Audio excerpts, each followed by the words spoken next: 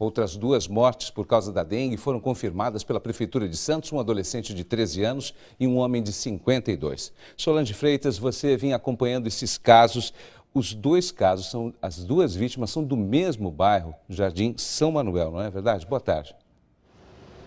Boa tarde, Tony. Boa tarde a todos. Tanto o adolescente de 13 anos como o homem de 52 anos moravam no bairro Jardim São Manuel. Morreram na mesma semana, eles moravam ali bem próximo e eles também morreram em março desse ano. As mortes não foram, a causa das mortes não é uma novidade para as famílias. Na época nós conversamos com essas famílias e elas falaram que estavam com dengue, porque desde o início dos primeiros sintomas os médicos vinham tratando tanto o adolescente quanto o homem como dengue. Essa é só uma confirmação oficial, né? A confirmação que demora mesmo para sair, que os 2 morreram por causa da dengue. Agora, o homem, ele foi tratado em unidades de saúde particulares, o adolescente em unidades de saúde da Prefeitura de Santos, mas a reclamação das famílias é a mesma, é a demora no atendimento, é a demora para internar. Tanto o adolescente quanto o homem aí recebeu o tratamento adequado, por exemplo, a hidratação necessária. Essa é a reclamação das famílias. Nós conversamos com essas famílias na época em que eles morreram e hoje nós voltamos no bairro Jardim São Manuel e voltamos a conversar com as famílias. Vamos ver a reportagem.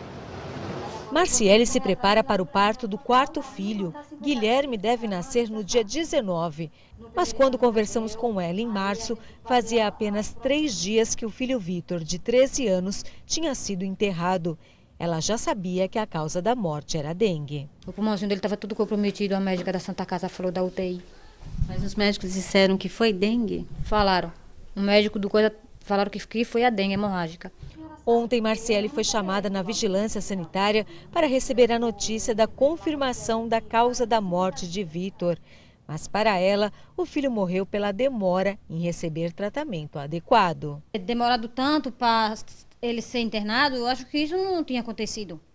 Porque uma criança que já amanheceu doente na segunda, para ser internado na quinta-feira e falecer na sexta-feira, foi muito demora dos médicos. O que seu filho estava sentindo? Ele sentia muita dor no abdominal, né? E falta de ar. Voltamos também para falar com a família do Antônio Alberes de Assunção, que tinha 52 anos e também morreu por causa da dengue, na mesma semana em que o adolescente morreu. Na época, conversamos com Maria Eliette, que estava sofrendo com a morte do marido. Cada vez que ele tossia, aí saía sangue. E eu fui ficando desesperada, falei, doutor, meu marido vai ficar desse jeito? Ele pegou e levou para a emergência, mas quando saiu da emergência foi só para me falar que ele já tinha ido embora. Hoje conversamos com o filho dele. A família também acredita que a demora para internar seu Antônio provocou a morte dele. Sempre a gente levava ele no médico, de vez o médico internar ele na primeira vez que a gente levou, não.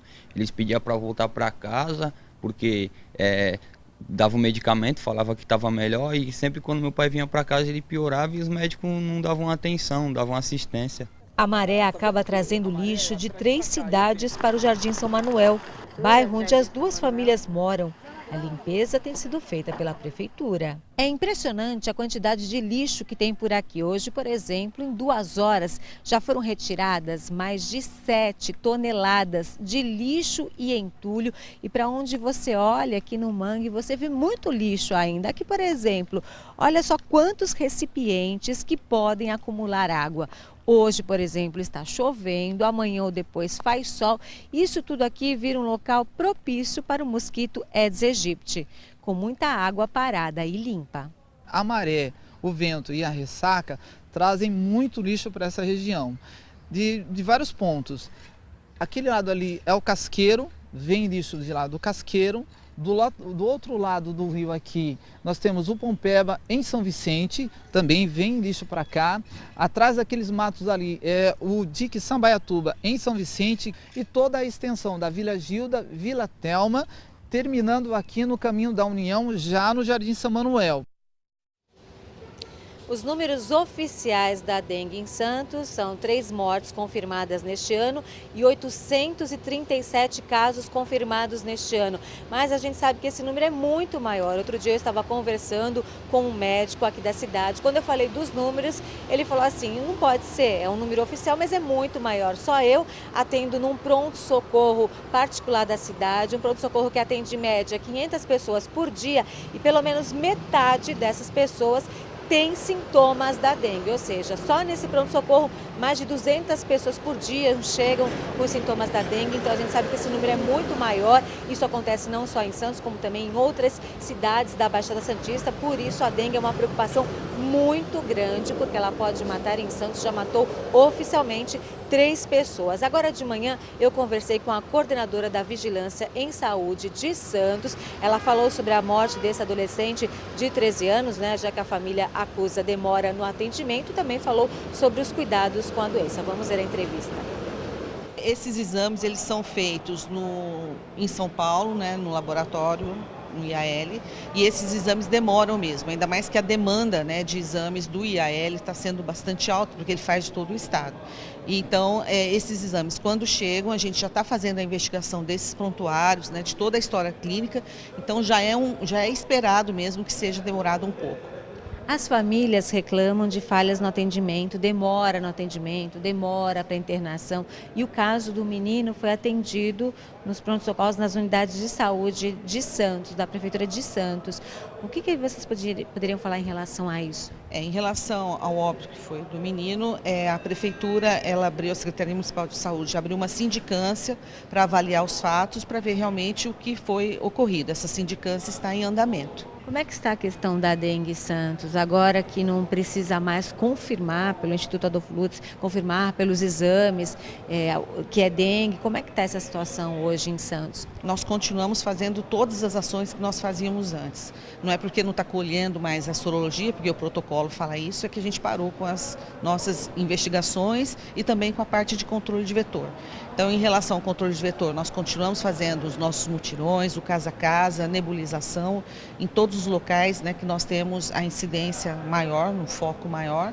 E em relação à vigilância, continuamos notificando agora por exame clínico e epidemiológico. Então, todos os pacientes que vêm com a notificação para a vigilância, a gente faz o estudo dessa ficha e realmente a gente vai diagnosticar se foi dengue ou não.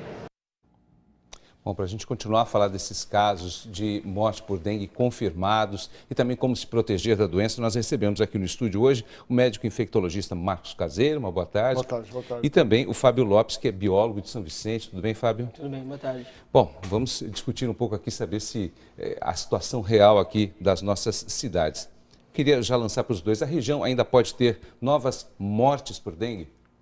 Doutor? Não, eu acho que sim, eu acho que sim, eu acho que na prática, outros municípios, como os municípios do Litoral Sul, como Itanhaém, Mongaguá, tem casos de morte em investigação e certamente pelo tamanho dessa epidemia, pelo tamanho do número de casos e com a investigação adequada, certamente nós já temos outras mortes, que eu acho que é uma questão de tempo, e certamente se nós não insistirmos na importância de um adequado acompanhamento desses pacientes desde o início dos sintomas, nós teremos outras mortes, certamente.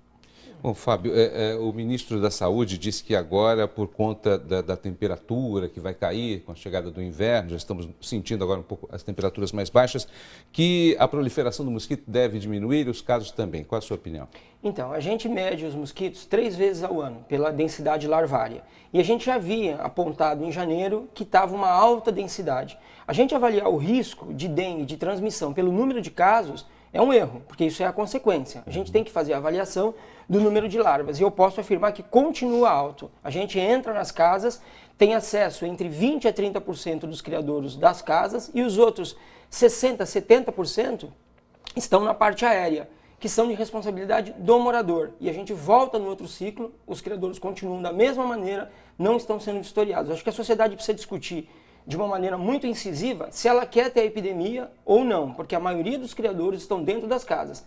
A prefeitura tem a sua responsabilidade com os próprios municipais, com ferro velho, com pátios de apreensão de veículo, mas o principal são as casas, e a gente consegue entrar em muito poucas casas. Qual é a dificuldade maior? As pessoas não deixam que seja Olha, essa entrada dos agentes? Temos a nossa responsabilidade na questão da qualidade da visita. Nem sempre a qualidade da visita é a melhor possível. A gente pede que a população não aceite a visita da porta. Sim. Aquela visita onde a gente pergunta se tem vasinho. Agora, a gente tem muita recusa, o pessoal muito ocupado, saindo para trabalhar. Com medo, ou por questão de segurança. Não querem. Em algumas casas a gente acha que está fechada, mas elas são recusadas. As pessoas não abrem nem a janela.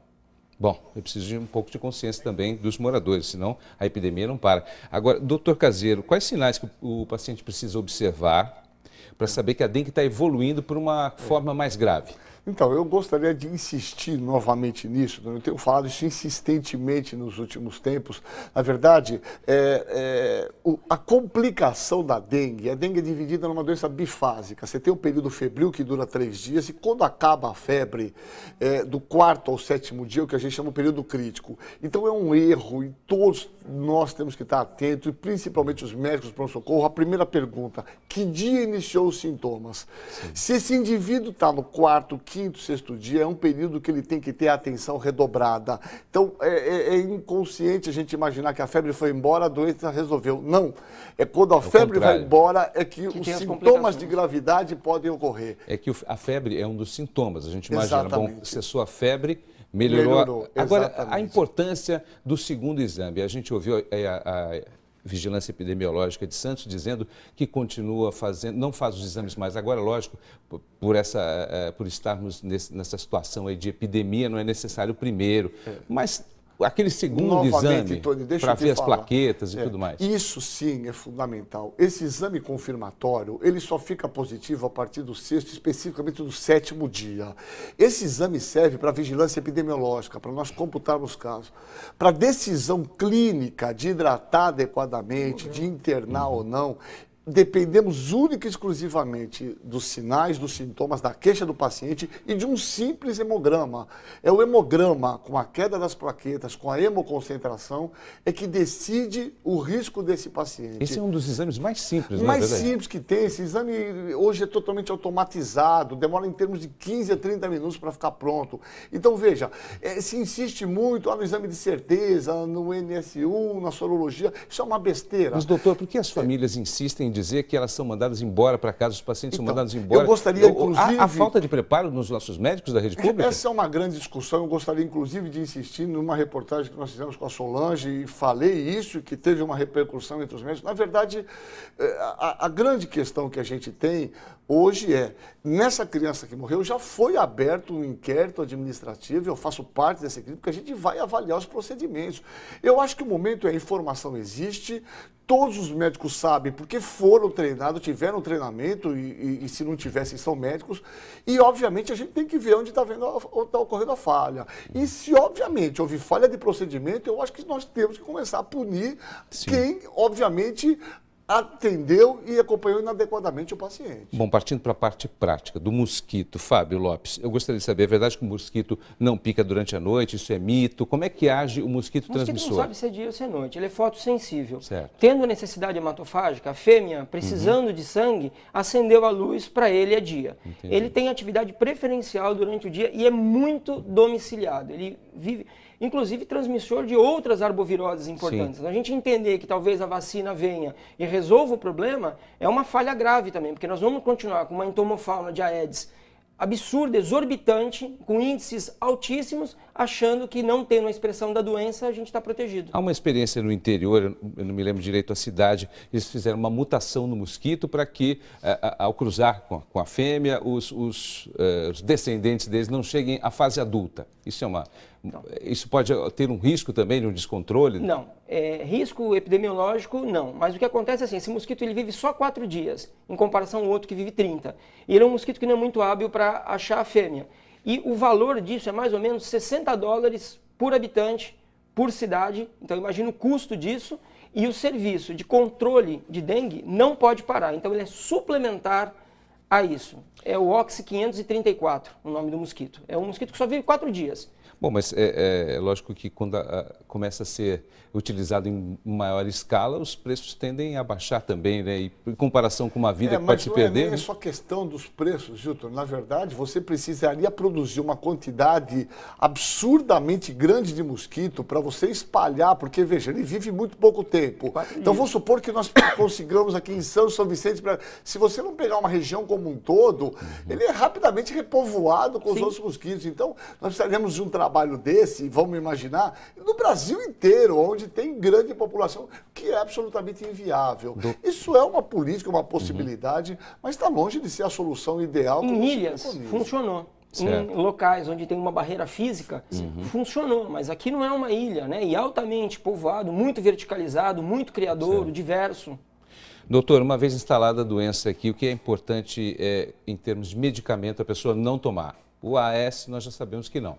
Então, eu gostaria de insistir nesse sentido também. A primeira questão mais importante, apareceram os sintomas de febre, e não banalize a febre, uma febre como uma coisa comum. Inicie imediatamente hidratação oral. O tratamento para dengue é água, líquido, líquido, líquido, líquido.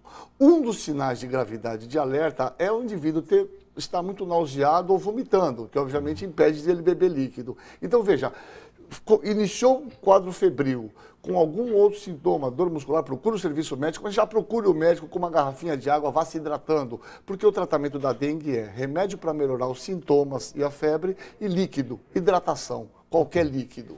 Fábio Lopes, nós temos ouvido falar sobre chikungunya e também agora Zika. São outras doenças transmitidas pelo mesmo vetor aí, que é o Aedes aegypti. O Aedes aegypti ele tem o que a gente chama de alta valência vetorial. Ele consegue transmitir muito rapidamente muitas arboviroses. Por isso, ter uma fauna de Aedes aegypti dessa monta nos municípios é extremamente arriscado. Bom, eu gostaria de agradecer a presença dos dois aqui. Obrigado. E que tenhamos sorte aí nesse combate ao Aedes aegypti, que é o único jeito de terminar com essas doenças. Muito obrigado. Obrigado. Obrigado.